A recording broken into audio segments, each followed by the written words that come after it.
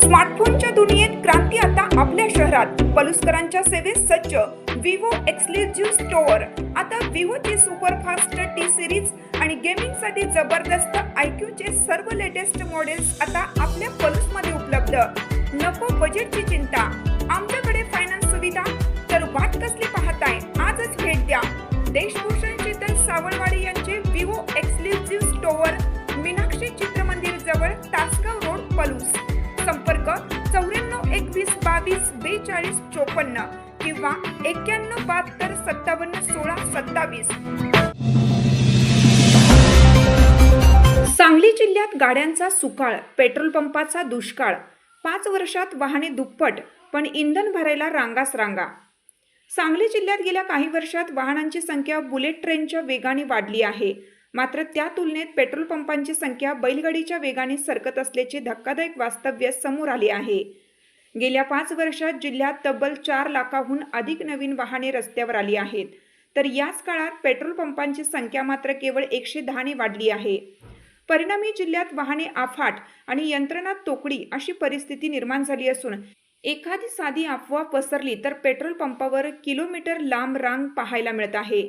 जिल्ह्यात सध्या वाहनांची क्रेज आणि गरज इतकी वाढली आहे की लोकसंख्या वाढीच्या दरालाही वाहन वाढीच्या दराने केव्हाच मागे टाकली आहे. गेल्या 10 वर्षात जिल्ह्याचा लोकसंख्या वाढीचा सरासरी दर अवघ्या 1.24% राहिला असताना याच काळात वाहन संख्या वाढीचा दर तब्बल 205% नोंदवला गेला आहे. पूर्वी घरात एक कुटुंब एक वाहन असे समीकरण असायचे. मात्र आता हे चित्र बदलले असून सांगलीत घरोघरी 2 ते 3 वाहने दिसायला लागली आहेत. सद्यस्थितीचा विचार केला तर जिल्ह्यातील प्रति कुटुंब वाहन संख्या 2.14 वर पोहोचली आहे. म्हणजेच प्रत्येक घरात सरासरी 2 पेक्षा जास्त गाड्या वापरत आहेत.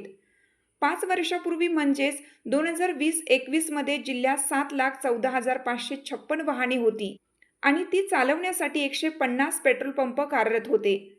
आता 2025-26 मध्ये वाहन संख्या थेट 14,62,345 वर पोहोचली असून पंप केवळ 256 झाले आहेत.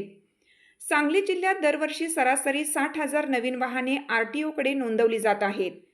या 14.5 लाख गाड्यांची इंधन भूक भागवण्याची संपूर्ण जबाबदारी आता उपलब्ध पंपावर आल्यामुळे व्यवस्था अपुरी पडत आहे. वाहनांच्या या महापुरामुळे पेट्रोल पंपावर दररोज प्रचंड ताण येतोय. नेहमीच्या दिवसात कसाबसा पुरवठा होत असला तरी वाहतूक संप किंवा इंधन टंचाईची साधी अफवा उडाली की पंपावरील व्यवस्था पूर्णपणे कोलमडून पडते. गेल्या 4 दिवसात सांगलीकरांनी हाच अनुभव घेतला आहे. जिल्ह्यातील गाड्यांची वाढती संख्या पाहता भविष्यात इंधन वितरण व्यवस्था सुधारली नाही तर पेट्रोल भरण्यासाठी नागरिकांना मोठा मनस्ताप सहन करावा लागेल अशी चिन्हे दिसत आहेत.